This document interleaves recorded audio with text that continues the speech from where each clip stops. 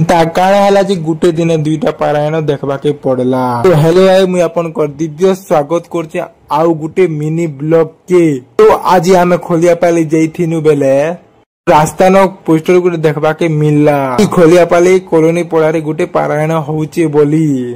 तो आमे फटाफट दुई लोग पले गनो पारायण जगह के।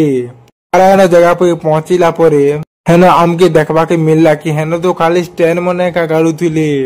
पारायण तो 31 तारीख हेबार थिला। आमे दुई लोग मंदुक करी करी पले आइसो आमर गाँ केनाल पड़ा छक के काजी बेले हेन भी गुटे पारायण होउथिला। तो पारायण दूरसे टिके देखमा मैजिक सहित।